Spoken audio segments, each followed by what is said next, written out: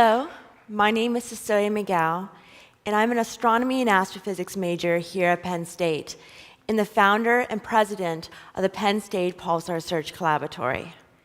In high school, I was lucky enough to have co-discovered a pulsar through the Pulsar Search Collaboratory. A pulsar is a super dense neutron star that emits dipole electromagnetic radiation. So basically think of a star much, much larger than our sun, blowing away its outer layers, leaving behind a dense core. That core could be our pulsar. This discovery opened some doors for me, such as helping represent the United States in the International Space Olympics in Russia, and also being a Virginia Aerospace Science and Technology Scholar.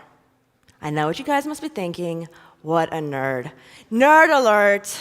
Well, for the longest time, this nerd had a secret that I was too scared and too embarrassed to tell anyone. That secret is that I have schizophrenia. But what is schizophrenia? It's important to think of schizophrenia sort of as an umbrella-like diagnosis. NAMI shows these different symptoms as ways you could diagnose having schizophrenia, such as delusions and hallucinations being sort of the hallmark type of characteristics. But it's very important to know that a person could have schizophrenia and not have delusions and not hallucinate. Each person's story with schizophrenia is unique to their own. Today, I'm going to be talking about my story with schizophrenia. It's been thought of that I've had schizophrenia all of my life, but it became very prevalent my junior year of high school and then just snowballed into college. February of 2014, my freshman year of college, my life changed when I tried to take my own life through suicide. Why, you ask? Because my life had become a waking nightmare. The following images have been edited using Microsoft Artistic Effects because they are just too triggering for me. At this time, I had started hallucinating. I started seeing, hearing, and feeling things that weren't there. Everywhere that I went, I was followed around by a clown that looked very similar to the Stephen King's adaptation of It. Everywhere that I went, he would be giggling, taunting me, poking me, and sometimes even biting me. I would also hallucinate spiders, sometimes little spiders, and these are actually the most obtrusive sometimes because we see little spiders in real life, so sometimes this is the only time I ever have difficulty discerning whether it's a hallucination or real life. I'm very good at knowing when I'm hallucinating, and I know that it's a chemical imbalance inside of my head. I don't give these hallucinations even names. I also hallucinate giant spiders, though. One spider in particular comes to mind. It was rather large, leathery skin, dark, black legs, and yellow body. And no voice ever came out of its mouth. However, when it moved its legs, the creaking of the legs sounded like young children laughing. It was very disturbing. But it started becoming unbearable when I started hallucinating this girl. She looked sort of like in the movie The Ring. The thing with her is she was able to continue on conversations with herself and would know exactly what to say and when to say to chip away at my insecurities. But worse was she would also carry a knife around with her, and she would stab me, sometimes in the face. This made taking tests, quizzes, and doing homework in general extremely difficult to impossible when I was in college. Sometimes I wouldn't even be able to see the paper in front of my face because I was hallucinating too much. I don't usually speak so openly about my hallucinations because people usually look at me in fear after I tell them what I see. But the thing is, I'm not much different than the rest of you. We all see, hear, and feel things when we're dreaming. I'm just someone who cannot turn off my nightmares even when I'm awake. I've been hallucinating now obtrusively for about over 4 years. So I've gotten very good at just pretending I'm not seeing what I'm seeing or ignoring them. But I have triggers, such as seeing the color red is very triggering for me. I don't know if you guys noticed this or not, but they changed the carpet that I'm on. They changed it to a black carpet instead of red. I sort of laugh at my life a bit, like a dark comedy, because, of course, the only color combination that I have issues with is red and white. What is Ted's colors? Really, people? But I have issue with those colors because those are the colors that the clown has, red hair and white skin. And how I'm able to ignore him is I just don't look at him, but I'm able to know where that hallucination is in my peripheral vision because of the bright colors of red and white. But you never know that I'm hallucinating. The clown is actually in the audience today, and you would never know.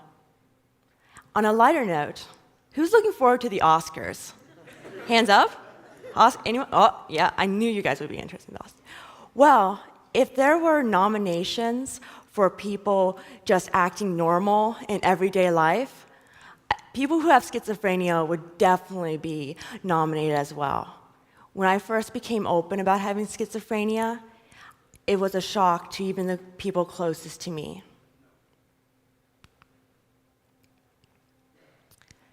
It took me 8 months after my suicide attempt to finally get the treatment that I needed. I didn't even have the diagnosis of schizophrenia. And because of that, what kept me from getting help were conversations like these. I remember very distinctly within that time on the phone with my mother. I would tell my mom, "Mom, I'm sick. I'm seeing things that aren't there. I need medicine. I need to talk to a doctor." Her response? No. You can't tell anyone about this. This can't be on our medical history. Think of your sisters. Think of your sisters' futures. People are going to think that you're crazy. People are going to think you're dangerous, and you won't be able to get a job. What I say to that now is don't let anyone convince you to not get medical help. It's not worth it. It is your choice, and it is also your right. Getting medical help was the best decision that I've ever made, and I am confident that I would not be here today if I didn't get the proper medical help. This led into my first hospitalization. I've been in the psych ward 4 times now within the past 2-ish years. But I still was not open about having schizophrenia until my second hospitalization because the police were involved. One evening, I realized I needed to check myself back in the hospital because I needed some changes in my medication. So I admitted myself into the emergency room. I talked to the doctors. They said, "Okay, let's fix the meds. You can stay here overnight." It was all good. After the hospital, the brief one-night hospital stay, I came back to my dorm here at Penn State, and to very concerned roommates, which I understand why they were concerned. If I was in their shoes, I would have been concerned as well. But also the RA and a can-help person. We all talked, and we decided that I needed to have another psych ward stay. And I was okay on going. I wasn't at all refusing, and I was willing to go. But what happened next was inexcusable. They brought police officers into my dorm room in front of my roommates. They patted me down, and I had to convince them not to put handcuffs on me. They then escorted me into a police car that was parked on the road next to one of our most common dining commons, Redefer, where friends were passing by and seeing me put into a police car.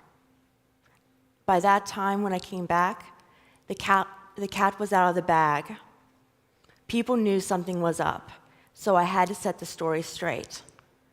I opened up about my schizophrenia through a blog, but I posted all my blog posts on Facebook. And I was amazed about how much support that was out there. And I also realized that there were so many other people just like me. I was actually amazed. A few of my friends opened up to me that they had schizophrenia. Now, I am dedicated to be a mental health advocate. I'm not going to wallow in self-pity about my diagnosis. Instead, I'm going to use it as a common denominator so it could help other people who have schizophrenia. And I am not going to rest until anyone who has schizophrenia worldwide is not afraid to say the words, "I have schizophrenia." Because it's okay to have schizophrenia. It really is. Because 1.1% of the world's population over the age of 18 has some sort of form of schizophrenia. That is 51 million people worldwide and 2.4 million people in the United States alone. But there's a problem. Because 1 out of 10 people who have schizophrenia take their own life through suicide. Another 4 out of 10 attempt suicide at least once. I fall into that statistic. You would think that there would already be a nonprofit focused on empowering college students who have schizophrenia, especially since the peak age to have a schizophrenic break is early adulthood, the same age range as a typical college student. But there isn't. There is no nonprofit in the entire United States focused on that. And a general nonprofit focus on mental health in general is not enough, because even in the mental health community, schizophrenia is shied away from because it makes people feel uncomfortable. That is why I have decided to found the nonprofit Students with Schizophrenia, where we will empower college students and get them the resources that they need so they could stay in college and be successful. Because you could be successful and also have schizophrenia. We need to change the face of schizophrenia because the representation currently is inaccurate. Don't let anyone tell you that you can't have a mental illness and also not be mentally strong. You are strong, you are brave, you are a warrior. Unfortunately, this nonprofit is too late for some. Since I've become open about having schizophrenia, I am asked to come into different classrooms here at Penn State and talk to the class about my experience having schizophrenia. One class stands out in particular. Earlier in the semester, one of the students opened up to the class that she had schizophrenia. I commend her for her bravery. However, by the time that I came and talked to that class, she had taken her own life through suicide. We were too late for her. I was too late for her. Here at Penn State, we have to make an example to the world, because this is not just happening here at Penn State, it's happening globally. But here at Penn State, we have to show that we are here for our students, we are talking about mental health, and we are not afraid to talk about schizophrenia. My name is Cecilia McGough. I have schizophrenia, and I am not a monster. Thank you.